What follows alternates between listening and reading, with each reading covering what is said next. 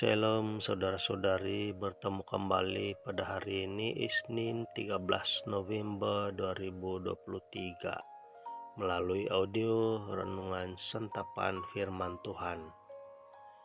Injil renungan kita pada hari ini diambil dari Lukas bab 17 ayat 1 hingga 6. Mari bersama mendengar dan merenungkannya.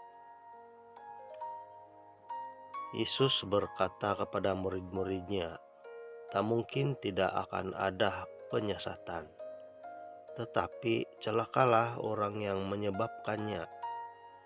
Lebih baik baginya jika sebuah batu kilangan diikat pada lehernya, lalu dilemparkan ke dalam laut, daripada ia menyesatkan salah seorang yang lemah ini. Jagalah dirimu. Jika saudaramu berbuat dosa, tegurlah dia. Dan jika ia menyesal, ampunilah dia.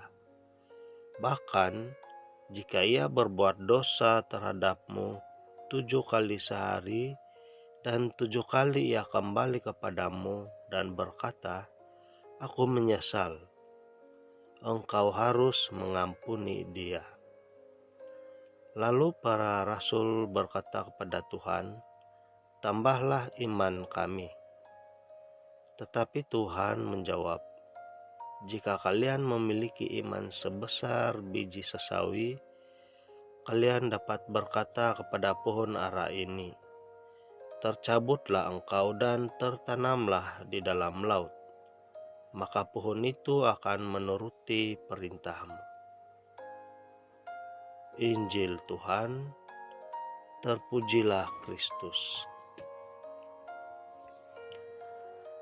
Saudara-saudari, dalam Injil hari ini Yesus mengingatkan bukan saja kepada para rasulnya pada waktu itu, tetapi kepada kita juga pengikut-pengikutnya pada masa kini, bahwa tidak mungkin tidak ada penyesatan.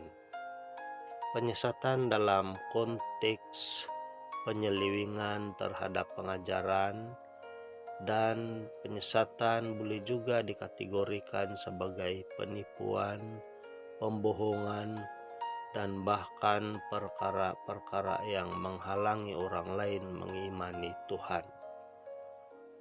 Perkara-perkara seperti ini dianggap sebagai dosa yang tidak berkenan di hadapan Tuhan, dan bahkan Yesus sendiri mengutuk hal-hal seperti itu. Yesus berkata lagi, "Celakalah orang yang menyebabkannya."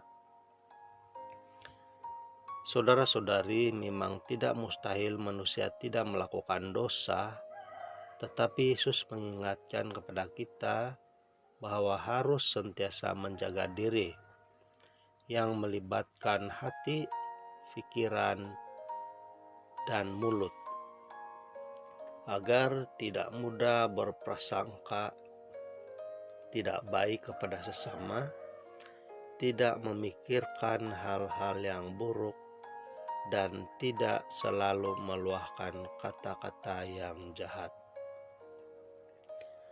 Yesus juga menuntut sikap yang mudah mengampuni kepada sesama. Jangan jadi seorang pendendam dan pembenci, karena jika demikian, apalah hak kita untuk memohon pengampunan dari Tuhan.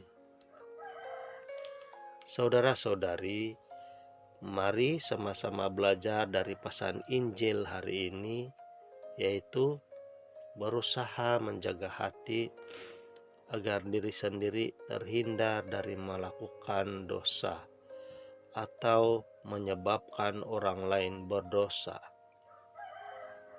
Dan berusahalah menjadi seorang yang mudah mengampuni kepada sesama, dan jagalah iman, karena sekecil manapun iman itu, ia akan membuatkan kita sentiasa ingat kepada Tuhan, dan iman itulah yang dapat menyatukan kita kepada Tuhan.